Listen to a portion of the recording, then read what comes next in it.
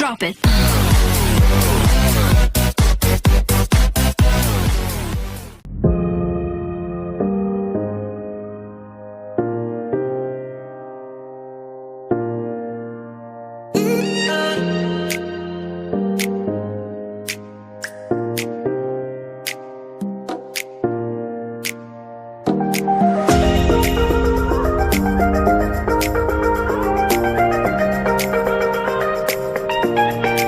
Assalamualaikum warahmatullahi wabarakatuh.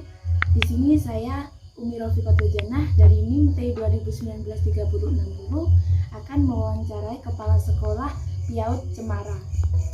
Monggo, dengan Ibu siapa? Dengan saya Ibu Mama. Sudah berapa lama Ibu menjabat menjadi Kepala Sekolah di PIAUD tersebut? Saya diangkat jadi Kepala Sekolah tahun 2016. Jadi sampai sekarang 4 tahun. Lalu sudah berapa lama sekolah PIAUD tersebut didirikan? Didirikan tahun 2008. Sampai sekarang 12 tahun. Lalu apa saja visi dan misi PIAUD tersebut? Isinya membangun anak membentuk generasi cerdas, kreatif, inovatif, dan mandiri dengan unsur intak dan fatwa yang kuat. Dengan misi menginspirasi multi keseluruhan aspek perkembangan anak melalui aktivitas yang kreatif dan berkelanjutan dengan berbasis intak, memberikan bimbingan yang terbaik untuk estimasi munculnya bakat dan kreativitas. Lalu bagaimana perkembangan sekolah tersebut dari tahun ke tahun? Berkembangnya ya sebelum pandemi ini ya sangat baik, peningkatannya murid mendapat banyak, dan sekarang karena ada pandemi COVID ini berkurang dengan muridnya. Lalu bagaimana penanganan waktu pembelajaran lalu semasa pandemi ini sistem apa yang digunakan dalam sekolah tersebut? Sistem daring. Daring. Ya. Itu bagaimana?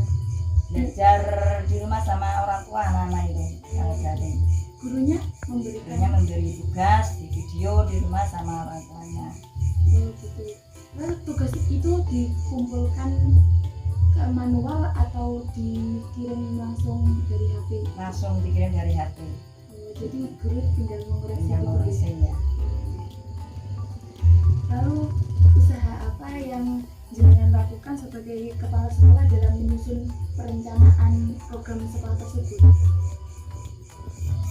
Rencananya melalui musyawarah dalam sama pendidik itu melalui gugus, melalui GTKI, Jadi dari ada rapat-rapat. rapat-rapatnya, Jadi terus diterapkan berdasarkan perencanaan. perencanaan program pembelajaran di sekolah. Lalu bagaimana Ibu menggerakkan seluruh tenaga pendidik itu agar menjadi tenaga pendidik yang baik? Ya, sebagai pendidik itu harus kita mengikutsertakan seluruh pendidik itu mengikuti seminar, workshop. Lalu kesulitan apa yang biasa Ibu alami dalam menggerakkan tenaga pendidik yang ada itu? Ya, di masa pandemi ini kesulitannya ya itu untuk belajar daring itu kan melalui pakai internet, pakai pulsa, sedangkan kadang-kadang kan apa itu gak bisa masuk di daerah yang terpencil itu sulit, sedangkan orang tua juga kesulitan untuk mempelajari anaknya di rumah gak sesuai dengan ibu guru di sekolah. Lalu bagaimana Ibu mengambil keputusan jika ada masalah dalam sekolah tersebut? Ya, kita musyawarahkan bersama-sama supaya ya bisa diselesaikan solusinya. Lalu bagaimana cara Ibu membentuk tali persaudaraan antara guru gitu, mengeratkan tali persaudaraan agar bisa kompak gitu? Kita yang selalu bersama-sama dalam menghadapi apa yang terjadi di sekolah kita bisa bersama-sama dengan pendidik, dengan mahasiswa, siswa-siswa sama wali murid. Apa ada acara tertentu kayak biasanya piknik kayak gitu? Iya, kalau piknik itu di waktu hari setelah semesteran atau akhir tahun itu dimusyawarahkan mau kemana, makan-makan atau rekreasi gitu. Apa sebelum pandemi itu murid-murid juga kalau kan ya biasanya kan kalau anak kecil itu suka bermain, itu apa juga sering kayak rekreasi kayak gitu?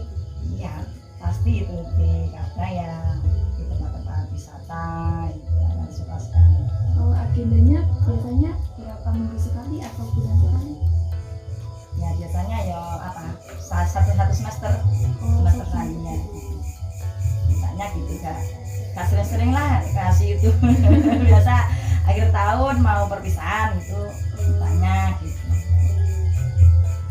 Lalu sekolah ini dalam memberikan materi itu lebih mementingkan akhlak atau kesuksesan dalam mencapai materi yang diajarkan? Nah, ada akhlaknya. Ini dari kecil dikasih akhlak itu pasti sampai dewasa akan mengikuti dengan anak sepintar apapun itu. Kalau anaknya baik tentunya anak itu bisa baik pula. Kalau jelek ya bisa akhlak itu bisa mencapai anak-anak sampai dewasa itu pastinya bisa baik juga gitu. Lalu apa sajakah yang sudah Ibu terapkan untuk menarik minat siswa itu kayak anak-anak yang masih kecil itu agar mau sekolah di lembaga pendidikan yang Ibu rindukan? Karena di sekolah PAUD ini ya anak-anak itu belajarnya ya bermain sambil belajar, namanya sukanya itu. Jadi lebih metodenya atau fasilitasnya yang lebih diterapkan di situ. Belajar bermain-main sambil belajar itu anak-anak bisa apa ya nyantol dengan belajar di dulu belajar tuh menulis membaca itu kan belum waktunya, jadinya ya pembelajarannya sambil bermain.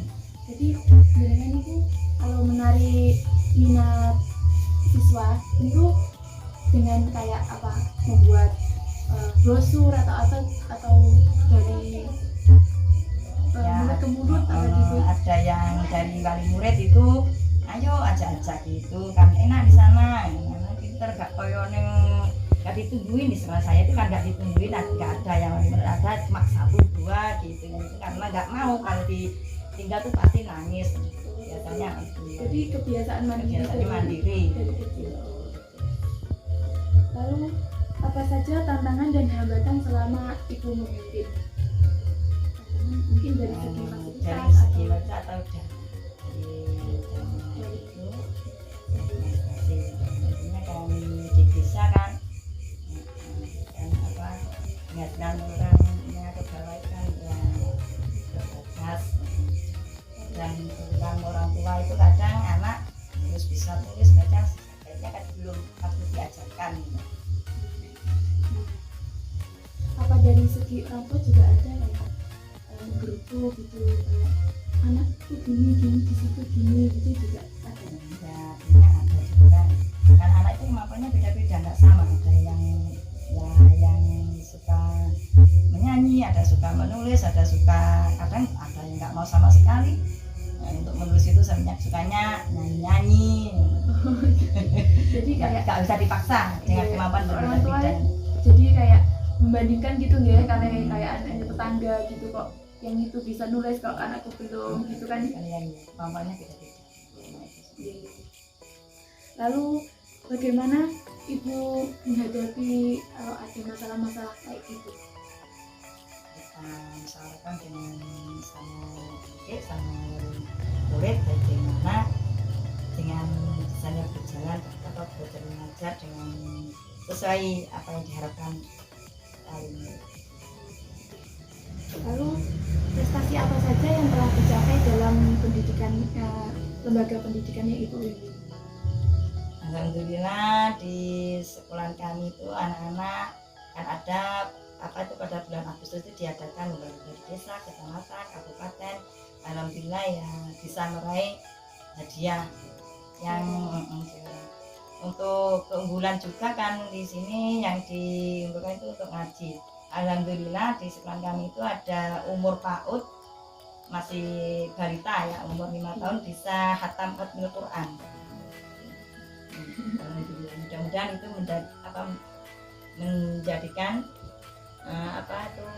bisa motivasi anak-anak bisa mau sekolah di sekolah kami dan menjadi banyak muridnya. Lalu kan kalau piat itu kan juga pasti ada SPP uang bulanan deh. Nah itu bagaimana? Pasti kan ada juga orang tua yang menunggak kayak gitu, belum ada uang untuk membayar sekolah anaknya.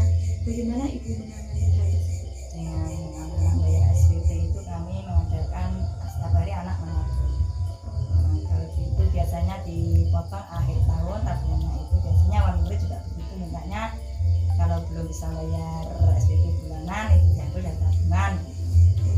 Jadi udah dibiasakan menabung, jadi waktu pakai gitu apa langsung diambil dari tabungan. Terus lebih enak daripada banyak diri. Jadi tabung kan tidak bisa. Terus bagaimana ibu mengarahkan itu agar anak itu bisa memahami materi yang diajarkan? Kalau itu bisa dengar sendirinya, karena kalau tidak dipaksa. Lambat laun anak umurnya tambah juga adanya. Jadi umur tambah pintar nggak ada. Jadi itu kesabaran ekstra ya. Harus selalu sabar. Bisa jadi semboyan ya. Tentunya guru PAUD itu selalu sabar, awet muda juga. Banyak senyum, nggak boleh marah, nggak boleh cemberut. Datang tuh harus senyum, sapa senyum. Jadi lalu kalau kayak menangani anak yang bandel gitu kayak sama teman-temannya itu bagaimana? Kita harus selalu sabar terus menghadapi anak-anak. Memang anak-anak ya bermacam-macam aneka ragam anak itu. Setiap hari ada yang nangis juga ya, kita harus ya bisa ngomong lah yang iya. Mungkin hanya itu. Terima kasih banyak atas waktunya, ruang waktunya. Mungkin mohon maaf kalau saya mengganggu waktunya ibu malam-malam di sini. Mungkin itu saja. Sekian dari saya dan ibu. Ya terima kasih juga, minta maaf apabila ibu menjawabnya kurang apa yang diharapkan. Ya mudah-mudahan bermanfaat. Ini sekian dari saya dan ibu Yuyun. Assalamualaikum warahmatullahi wabarakatuh. Waalaikumsalam warahmatullahi wabarakatuh.